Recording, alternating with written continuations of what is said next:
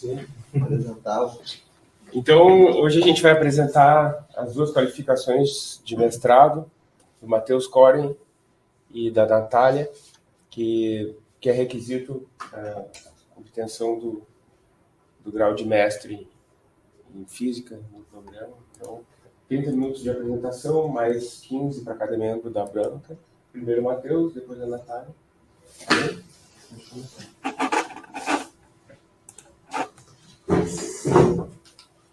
Então, primeiramente, boa tarde a todos, todas presentes. Obrigado à presença dos colegas que vieram prestigiar.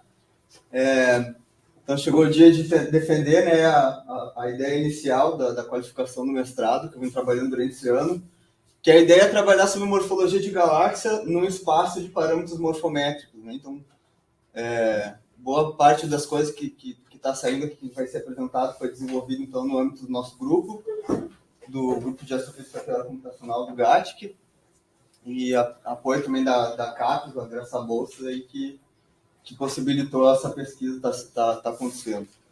Então, basicamente, o que é a ideia que eu quero trabalhar é o estudo da morfologia das galáxias.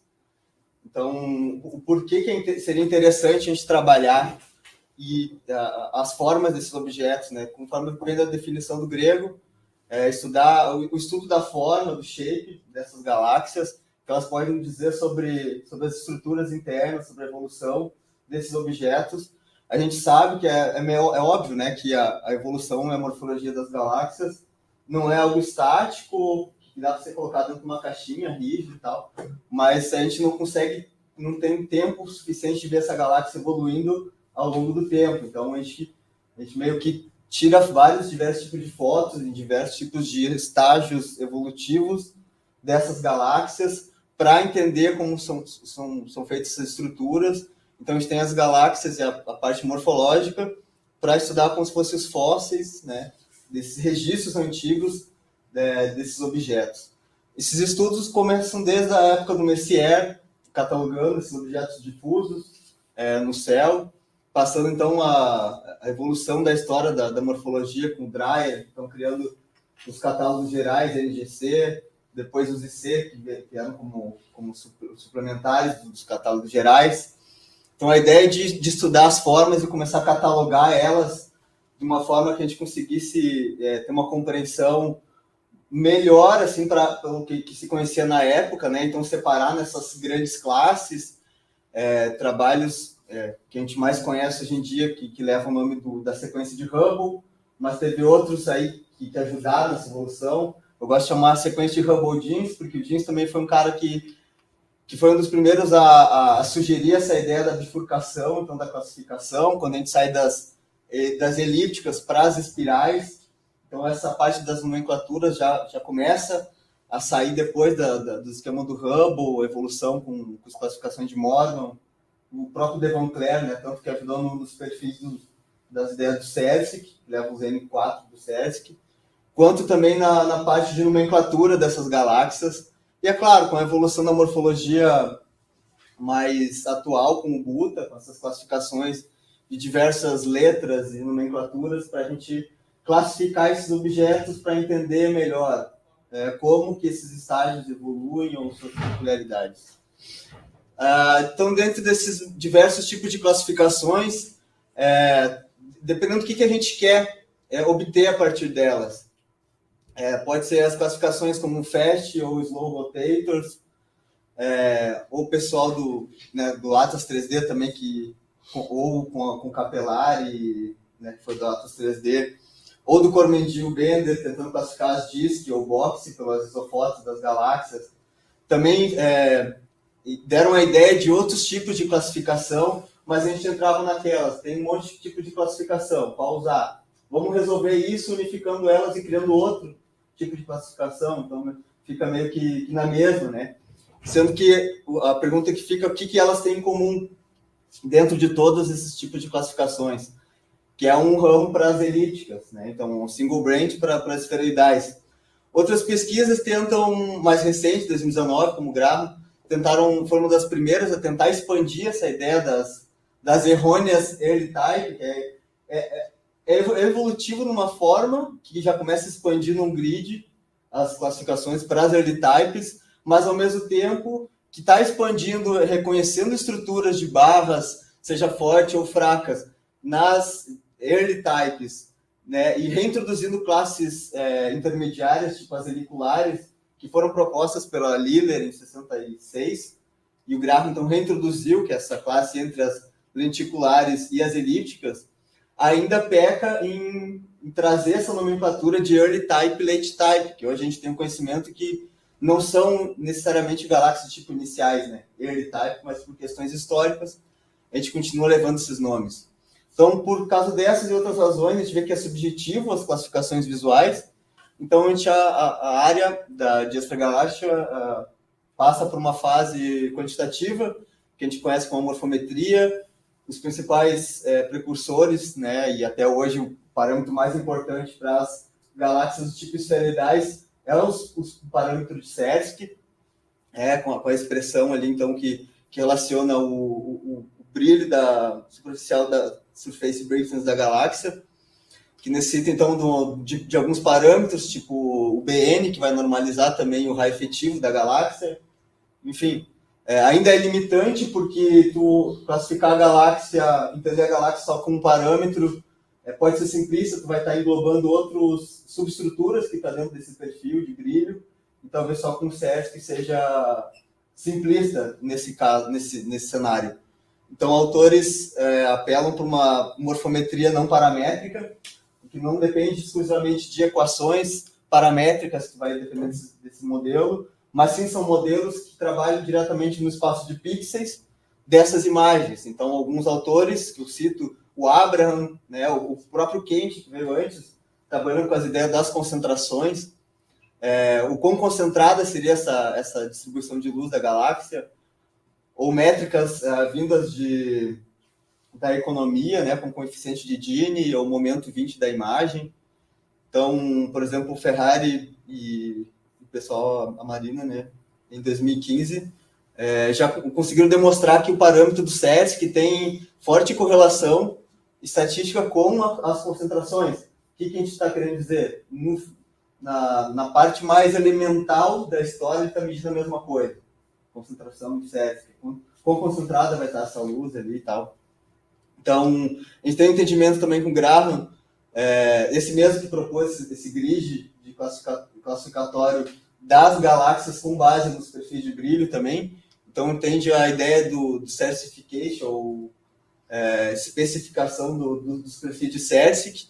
Então, que a gente tem um entendimento que quanto maior o número de interações que essa galáxia vai ter na sua vida, vai aumentando o seu índice de Sérsic, o que a gente consegue ver nessa imagem, Galaxy Speciation. Então, ele mostra essa triangulação de como vai evoluir as galáxias lenticulares para as elípticas, com relação com o perfil de Sérski. Então, o objetivo principal do trabalho, primeiramente, é tentar encontrar uma forma de entender, primeiramente, essas classificações que são feitas a olho, tirar essa subjetividade através de morfometria,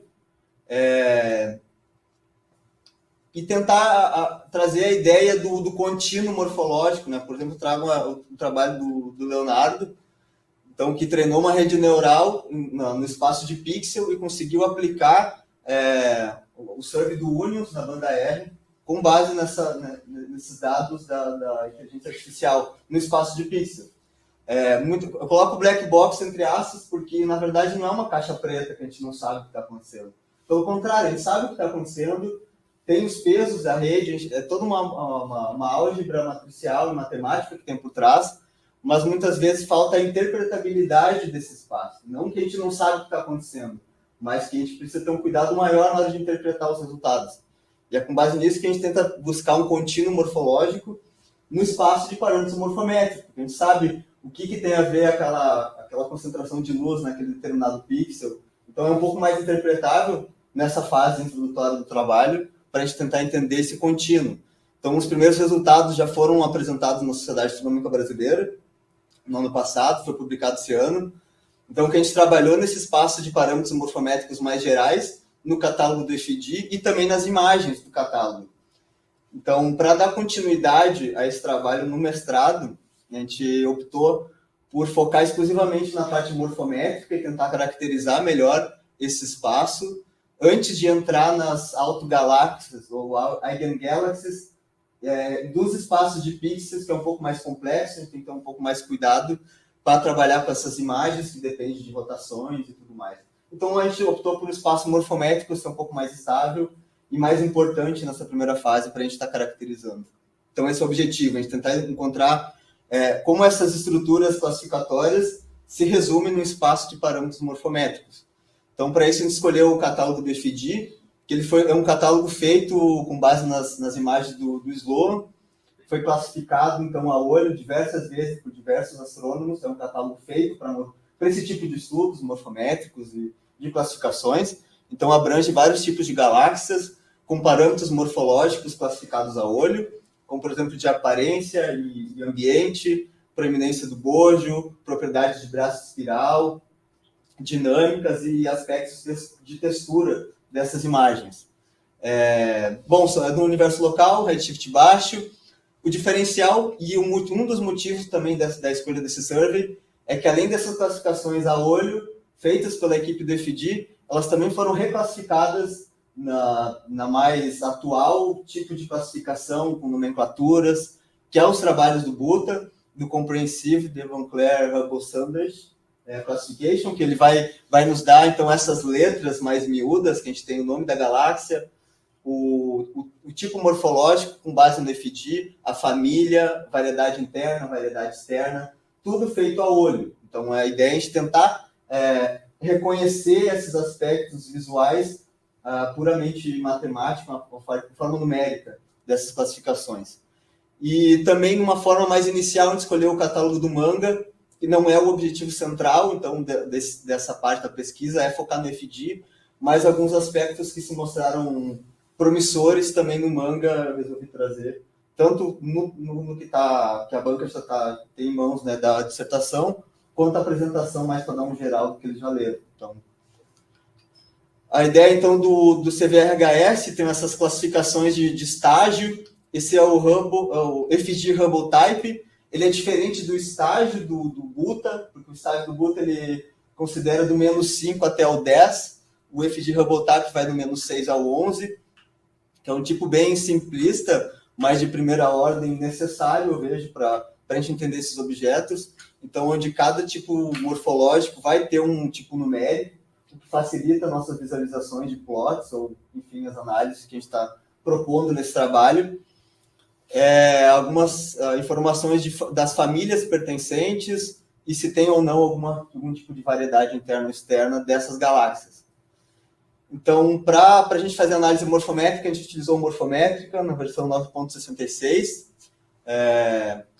que basicamente vai trabalhar, que é bom feito, né, para trabalhar com imagens de baixo sinal ruído e sendo robusto, numa resolução espacial, e focados expressamente na forma morfométrica, então, desses parâmetros obtidos diretamente das imagens. Então, o morfométrico só precisa da estampa da galáxia e da PSF, nada mais. Ao contrário das primeiras imagens que eu mostrei das galáxias, com a barra central, aquilo é um sinal ruído absurdo, assim, a gente tem muito mais sinal de ruído na imagem, é claro que as coisas vão funcionar, mas esse não é o cenário, a gente está trabalhando com imagens que não tem tanto sinal ruído, a do Slow até que tem, mas é um algoritmo e uma técnica que a gente está propondo aqui, que vai ser testada, né, nos seus extremos, em imagens de baixo sinal ruído, onde a gente não tem essas estruturas tão proeminentes de barra, de bolha, de discos internos, de estruturas. Então, a ideia é trabalhar com imagens extremamente difíceis de acesso, que a classificação humana não vai dar conta. Então, alguns parâmetros fundamentais, os mais importantes, assim, que eu vejo que o pessoal tem mais dúvida, as métricas relacionadas à simetria. Então, basicamente, a gente vai rotacionar a imagem 180 graus, subtrair da original. Então, o morfométrico, em 2015, ele adiciona alguns parâmetros extra do clássico KGM, que é concentração, assimetria, cumpliness, que é o grau de suavidade, que a gente tem que aplicar uma máscara gaussiana nessa imagem, subtrai dela para mostrar regiões que a gente considera formações estelares, ou enfim, né, A gente consegue tirar outras coisas disso. Modificações 2 e 3 se refere a coeficiente de Spearman e de Pearson, levando em consideração, então, esses coeficientes, enquanto essa imagem original é diferente, estão correlacionadas, que já tem pesquisa, então, na área usando morfométrica, que mostraram que são mais eficientes do que a smoothness ou assimetria usuais, então, por isso que a gente usa o 2 e o 3, mais especificamente o 3.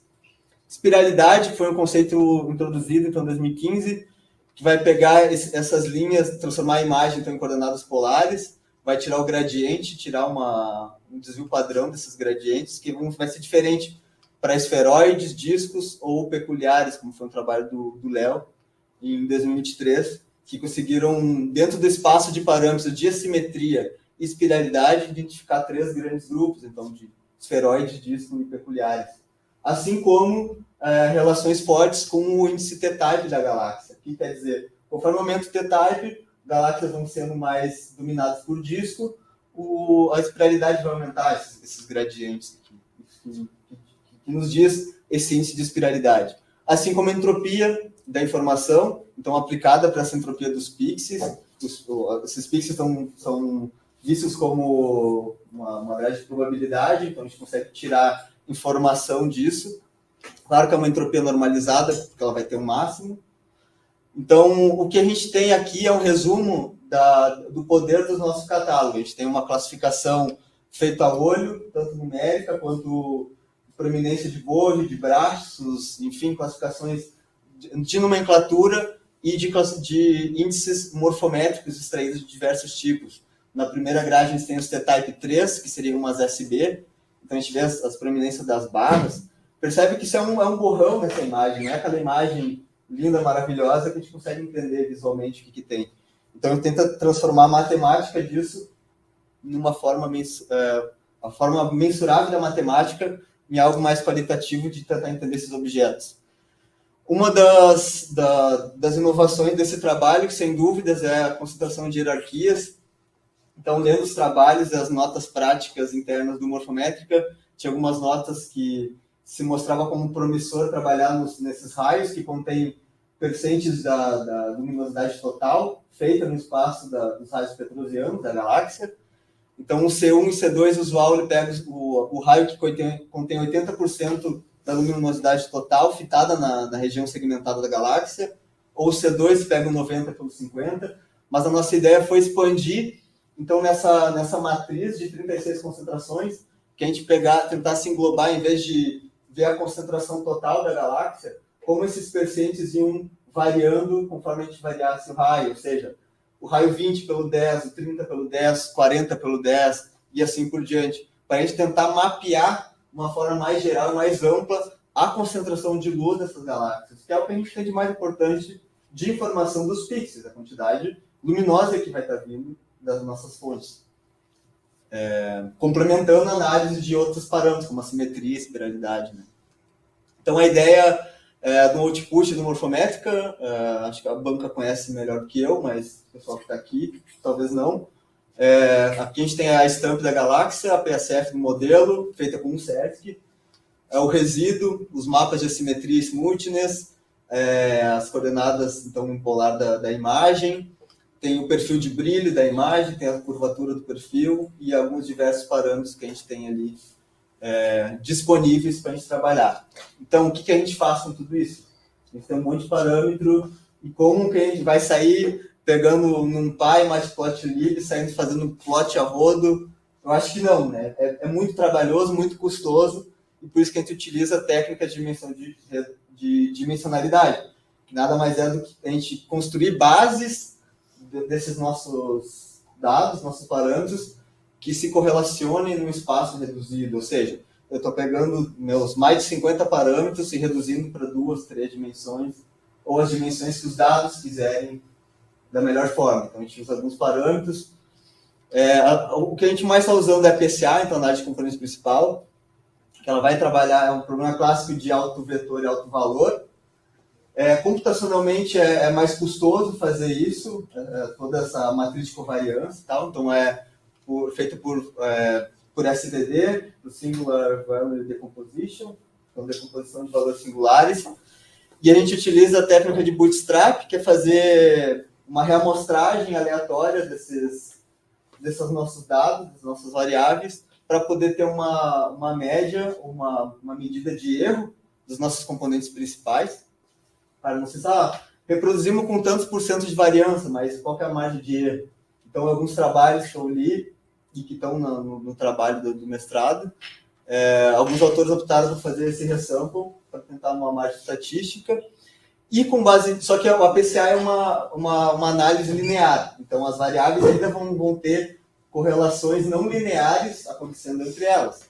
Para isso, a gente utiliza outras técnicas, como o t-SNE, ou que foi muito tempo usado nas áreas de astronomia, mas ele tem um problema que ele é mais custoso computacionalmente, então por isso a gente opta pelo UMAP, que é a projeção não uniforme, uma aproximação e projeção de manifold, de topologia de forma não linear. A diferença do t-SNE é que os cálculos do UMAP têm umas funções de perda diferentes, e ele introduz a parte de forças repulsivas e atrativas dessas variáveis. Então, ele leva a nossa tabela original, nossos dados originais, uma redução menor, tira algumas métricas de distância, que a gente pode variar, euclidiana, cosseno, enfim, tem vários tipos de métrica, e ele consegue penalizar se aquele parâmetro estava mais perto ou mais longe anteriormente do que no espaço novo. Então, ele consegue penalizar isso e formar as estruturas.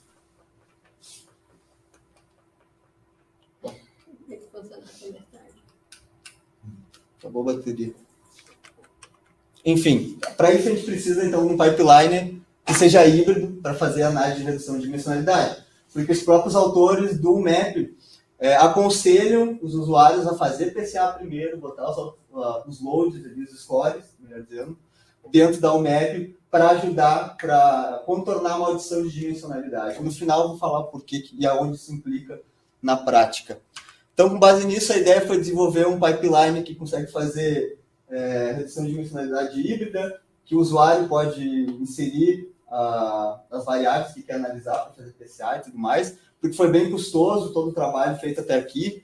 Então, diversos tipos de amostragem foram realizadas, e programar isso na mão toda vez estava muito trabalhoso, e por isso eu optei por desenvolver um pipeline, não um algoritmo, um pipeline, que faz todos esses processos de forma automática, usando algumas bibliotecas padrões de Python, para avaliar nossos espaços, nossas métricas, correlação Spearman, usual, né? E Truthness foi utilizada para quê? Para a gente poder avaliar o quão separado ou próximo estava nosso espaço da PCA com o nosso espaço da UMAP. Porque se a gente gerar um UMAP com diversos parâmetros diferentes, ela vai gerar uma topologia diferente. Como que eu vou avaliar se aquele espaço não linear está conseguindo manter as mesmas relações que estavam no espaço da PCA, que a gente sabe dos drivers de motores? Então, através dessas duas métricas, a gente consegue ter uma métrica para avaliar o quão próximo estava esse espaço. Então, de novo, a gente fez alguns cortes de qualidade nos nossos dados. O principal deles foi o Quality Flag 0, que não teve nenhum problema nas imagens. A razão de eixo, então, 0,7, é um corte muito alto, reteve somente 31% da nossa amostra, porque a nossa ideia inicial é tentar analisar as galáxias face-on, então não as galáxias que estão vistas de lado, mas aquelas que estão vistas bem de frente, para tentar tirar os principais estruturas que a gente já acredita, né, e sabe na literatura que tem as galáxias, hoje disso. Então, se a galáxia estiver mais de lado, esses parâmetros podem ser afetados. Então, primeiro a gente quer mapear esse espaço da forma mais robusta e confiável possível, por isso esses cortes mais agressivos na nossa amostra. Então, a gente faz primeiro um estudo do sinal ruído, o que a gente já sabe na prática, mas a gente vê nos dados, né, na teoria, vê nos dados, é que o sinal ruído está diminuindo conforme o tipo morfológico vai diminuindo, vai aumentando, melhor dizendo, porque a galáxia vai ficando mais difusa, então vai se confundindo com o ruído do fundo do céu e tudo mais, isso vai relacionar com o sinal ruído. Diferente de uma elíptica, que está bem brilhante, tem bastante sinal daquele brilho e tudo mais. Então, uma análise mais geral. a gente percebe que a gente não perdeu nenhum tipo morfológico nesses cortes, né? Se mantiveram parecidos. Então, primeiro a gente faz para ver como que o T-type, esse tipo morfológico, varia conforme a gente faz análise com os parâmetros morfométricos. A gente vê que tem forte correlação com o CERSC, o DIN e o M20, então eles diminuem, ou seja, as galáxias estão ficando mais difusas. A simetria e espiralidade estão aumentando. O que está dizendo? Ela está traçando estruturas visíveis, espirais de braços, tá? Enquanto o raio petrosiano, por exemplo, está aumentando, quer dizer que está ficando uma galáxia iluminada por disco, ela fica mais estendida. Então a gente consegue entender como que essas variáveis morfométricas se relacionam com o que a gente já foi classificado a olho. Que a ideia é a gente tirar a subjetividade humana e apenas a parte numérica. Então por isso a gente faz essa análise inicial, mais exploratória. Então com base nisso, a ideia inicial foi trabalhar como que o espaço geral desses parâmetros comportava. A gente pensa, a gente tem um monte de medida, vamos colocar tudo junto, que a gente vai ter uma melhor amostra dos nossos dados, né?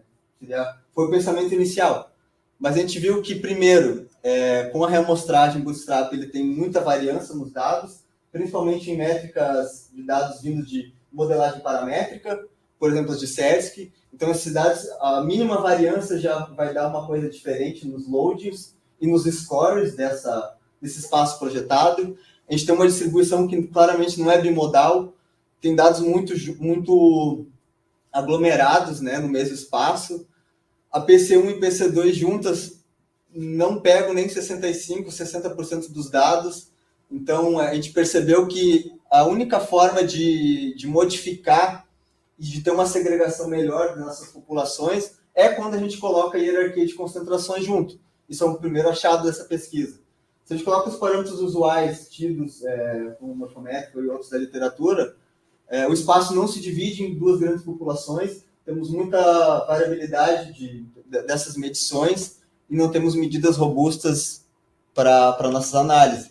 Então, com base nisso, a gente optou por fazer apenas a PCA nas hierarquias de concentrações, que foram as únicas que estavam separando melhor nosso espaço.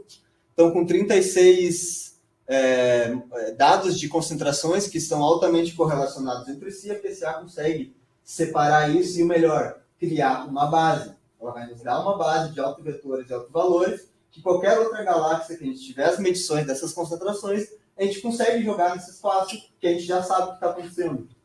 Então, essa é a usabilidade da nossa PCA.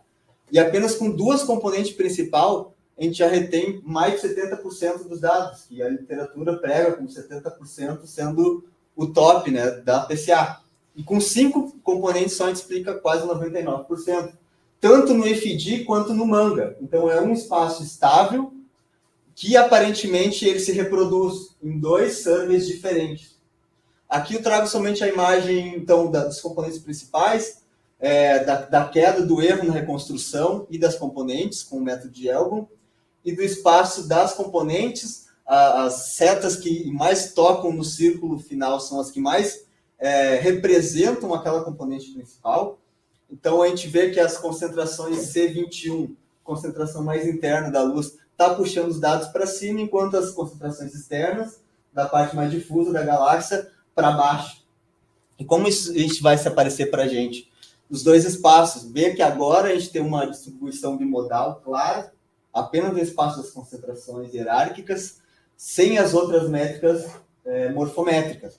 E isso se reproduz no Manga. Eu estou colorindo pelo log do N, do CERSC, e a gente vê que ele se reproduz de uma certa forma, tem sua certa semelhança, com os valores extremos do CERSC na diagonal direita de cima, tanto para o EFD quanto do Manga, CERSC mais baixos, parte extrema esquerda, tanto do EFD quanto do Manga. Detalhe que o EFD tem cerca de 1.300 galáxias e o Manga está com 4.500. Então a gente tem uma amostragem maior de dados, mas mesmo assim a gente tem um espaço que aparentemente se reproduz em 2 surveys distintos. Então a ideia é entender como essa hierarquia funciona. Aqui a gente tem os loads na parte direita. O que o PC1 está me dizendo? Como a luz, a concentração está se distribuindo na imagem. Então, se a gente tem uma PC1 negativa, esses loads vão puxar para o outro lado e vai segregar na PC1 direita ou esquerda. Primeiro, mais importante, está fazendo o driver principal. Ele está falando a quantidade da luz central, do load que vai ter essa galáxia. Os limites do disco já começam a aparecer na PC2. O que ele está fazendo aqui? Ó? C21, 31, 41, 51 e no final as bordas externas. Imagina que a PC1 está criando a luz central da galáxia. A PC2 está me dizendo quanto de luz eu estou colocando no centro e tirando da borda. O inverso também é válido. Quanto que eu estou tirando do centro e colocando na borda. A PC3 é uma distribuição trimodal. Isso lembra anéis ou barras. Por quê? Ela está dando importância para a luz central, está tirando luz do meio e está colocando luz externa, dentro daqueles anéis petrosianos das galáxias. A PC4 e 5 já são mais ruídos estruturais de alta ordem, né? Então, não tem mais tanta organização quanto a PC1, 2 e 3. Isso é válido porque a PCA ela vai dar as ideias mais ortogonais desses dados e é claro que a PC1 vai puxar.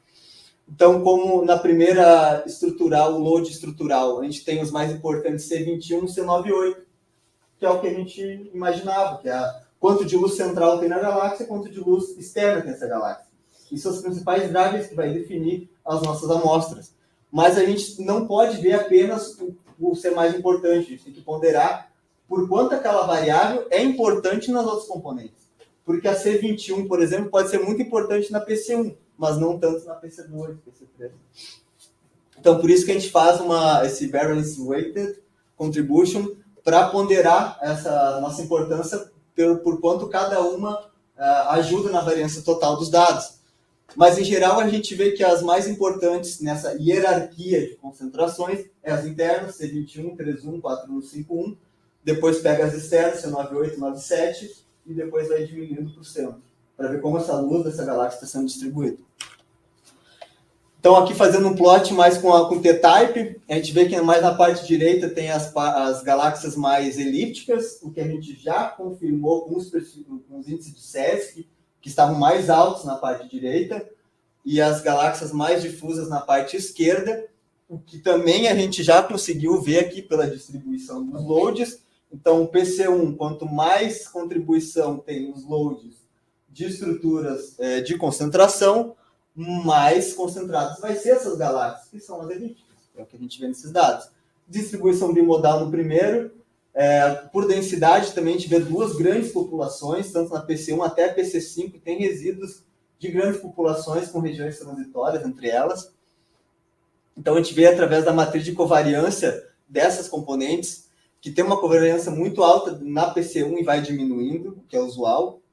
Matriz de Pearson é uma matriz de identidade, quer dizer que a PCA deu certo, a matemática dela funcionou. Matriz de precisão, a precisão vai aumentando conforme a gente adiciona mais componentes para explicar a nossa variância de dados, outra coisa mais óbvia. E o interessante que eu mostro na matriz de correlação Spearman, que entre as componentes principais ainda tem variância de dados.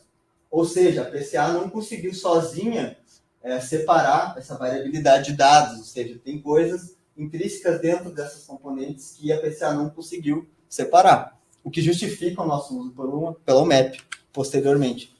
Então, a gente faz o link das classificações visuais do IFID no nosso espaço agora das concentrações hierárquicas, HCS, a gente vê que a componente 1 tem ligação forte com o estágio, negativamente, né?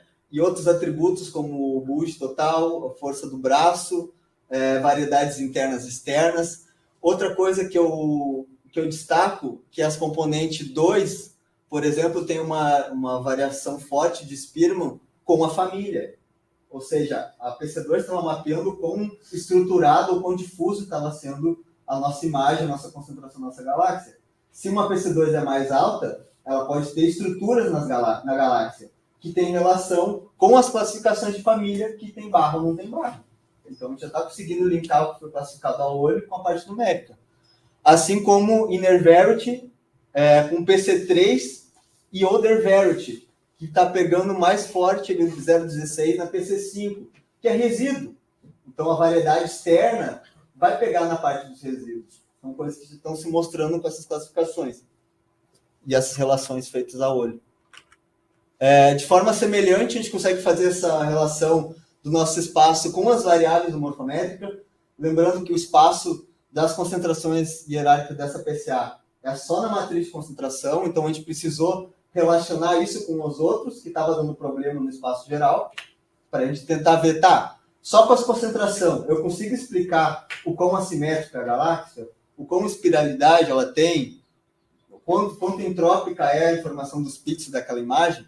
Então, para isso também a gente faz uma matriz de Spearman simples e vê que basicamente a PC1 está vendo a concentração de massa, né, de luz, basicamente, dessa imagem.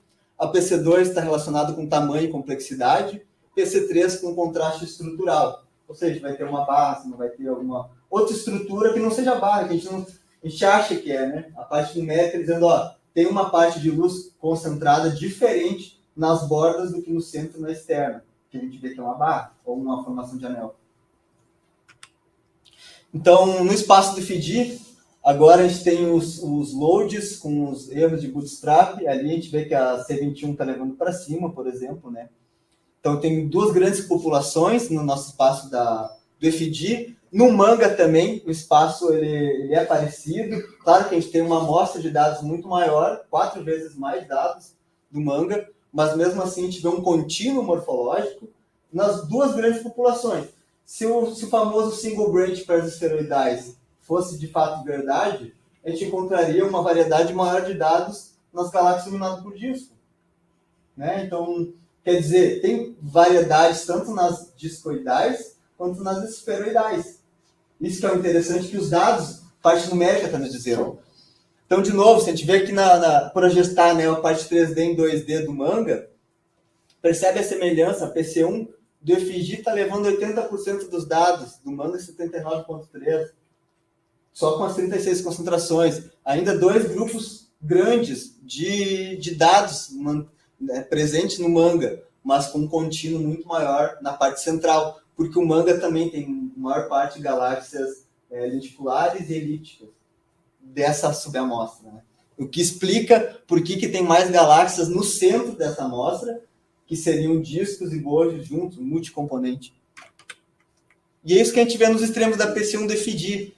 Então, o que a gente viu, conforme vai aumentando muito a concentração de luz dessas galáxias, a gente vê que são sistemas dominados por disco, por bojo. Os negativos da PC1, sistema dominado por disco. PC2, então, a gente tem grandes estruturas nos 25 extremos da PC2 e poucas estruturas na PC2 negativa, né? Com base nas imagens. Claro, isso aqui é essa imagem em PNG. A análise foi toda feita morfometricamente na banda R, em FITS, e só quando a gente tem um aspecto visual. Na PC3 a mesma coisa. Então, olha os detalhes de barra que a gente vê nas negativas da PC3 e da PC1, independente do tamanho. Então, ele é invariante de tamanho, porque só está dando concentração. Não interessa se a galáxia é muito grande ou muito pequena. O raio petrosiano dela vai ser proporcional, a luminosidade total vai ser proporcional. Então, os anéis petrosianos com as concentrações vão ser proporcional, não depende de tamanho. Então, isso a gente resume nesse gráfico que está em construção. As do lado direito, então, da PC1 são dominadas por bojo. Na parte inferior, seria um bojo disco, mas com dominância de bojo, com espiralidade diminuindo.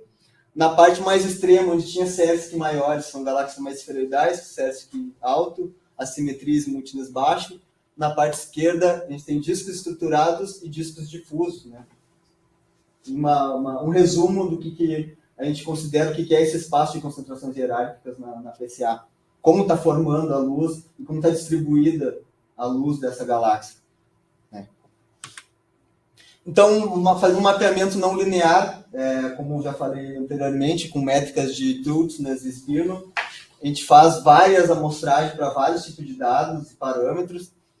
E então, como a gente vai avaliar qual que é melhor? Se a gente pegar o primeiro lá, ele está bem fragmentado. Se eu botar um caminho ou outro algoritmo de clusterização, ele vai usar diversos grupos. Mas a gente não quer uma coisa subjetiva. Eu tenho 18 classes, do menos 6 ao 11. 17, né? 18. Tenho 18 classes de FIDI. Eu quero que juntem 18 grupos. Não, eu quero que meus dados me digam quantos grupos eles têm, uma coisa mais, sem ser uma coisa supervisionada, né? O que a gente quer buscar. Então, através disso, a gente buscou essas métricas que nos disseram que o número de vizinhos próximos dessas redes de gráfico que a UMEP constrói, o ideal seria 50, com uma distância mínima 0,99. E com esse a gente fez a mesma análise que a gente fez no espaço da PCA, tanto com os parâmetros classificados do FDI. A gente vê, por exemplo, que tem um polo das compactas com alto SERSC, baixo M20, que não tem estruturas visuais nítidas, e do outro lado é a mesma coisa, né? Então a gente tem um polo mais complexo no topo superior direito, dominado pelas galáxias mais complexas.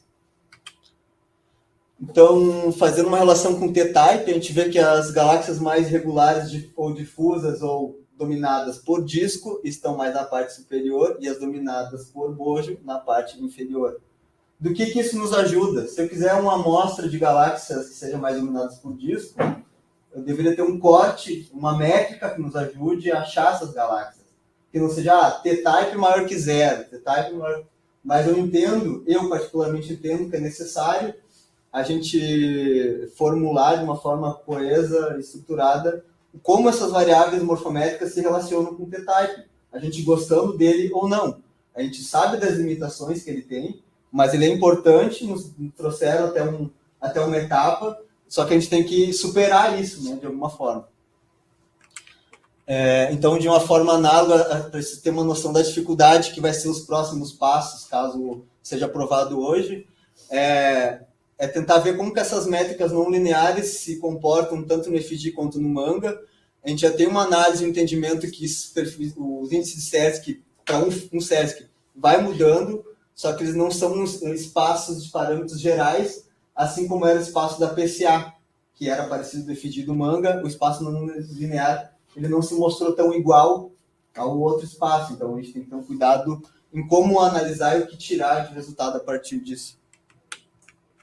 Outros trabalhos, então, em andamento, que tem a ver com o nosso trabalho, porque o espaço de parâmetros morfométricos que a gente fez, apresentou na reunião da SAB, que foi a primeira parte desse trabalho, que já se mostrou ter bastante variações na estrutura dos dados, está sendo aplicado agora no contexto do S+, então a gente tem dados de 12 bandas dessas galáxias, tem imagem FITS e PSF de 12 bandas, para analisar como essa morfometria é vista nos diversos tipos de banda das imagens. Sabe que tem quando a galáxia vai para uma parte mais vermelha, tem um suave, não sei como é que dizer. Ela é diferente vista no vermelho e no azul. E uma parte interessante que se mostrou promissora é a aplicação dessa PCA em todas as bandas. Lembra que eu falei que tinha um problema da maldição da dimensionalidade? Se eu tenho poucos dados, tenho 26 galáxias em 12 bandas, o que acontece se eu tiver mais dados do que galáxia? Matematicamente vai falhar na convergência dos dados da PCA. Então o que a gente pensou? Ao invés de pegar uma galáxia com mais de 50 parâmetros de coluna, vamos pegar uma galáxia com 7 parâmetros que a gente já confirmou e apresentou em trabalho anterior, no sistema KGM, e vamos duplicar essa galáxia em todas as bandas. Analisar como 12 bandas, como se fossem galáxias distintas, e depois fazer o trailing morfométrico para ver como que essa galáxia se mostra nesse espaço. E a gente vê com uma PCA extremamente robusta, com 2 componentes morfométricas, com todos os espaços, não somente das concentrações, separa mais de 70% dos dados e está separando sistemas formadores de estrelas e quais. Trabalhos em andamento. Então, o que a gente conclui até agora do trabalho feito, né? Então, a gente consegue fazer essa morfometria com grande qualidade em grandes surveys. PCA vai nos dizer os drivers principais desse nosso espaço que a gente está criando, a nossa base de autovetores, de autovalores que a gente está criando, para projetar outras galáxias novas e entender melhor esses espaços. E a UMEP também vai nos ajudar a entender como estão relacionados não linearmente esses dados, para tentar superar a classificação do T-Type, né? Vendo ela como um contínuo morfológico, assim. E, basicamente, nosso pipeline está conseguindo, de alguma forma, reproduzir a sequência de Hubble Jeans, né? Quando a gente tiver PC1, PC2. separando o sistema dominado por bojo, sistema dominado por disco, meio termo, multicomponente, isso é a sequência de Hubble-Jeans, basicamente, né, em poucas palavras. Então, a gente consegue tá transferindo essas informações do espaço de pixels em ensaios astrofísicos, para a gente entender melhor, né. E o que eu destaco aqui que o espaço de concentrações hierárquicas conseguiu provar que a parte mais importante que a gente está segregando essas galáxias é a quantidade de informação de luz que ela está tendo de concentração no centro dessa imagem. E depois, como ela está se espalhando e transformando a pergunta em quão concentrada é a nossa imagem, quão concentrada é a nossa galáxia, quão difusa ela é. Será que ela tem uma componente, duas? O que mais eu preciso? Seriam os próximos passos dessa pesquisa. E é isso. Obrigado. Também.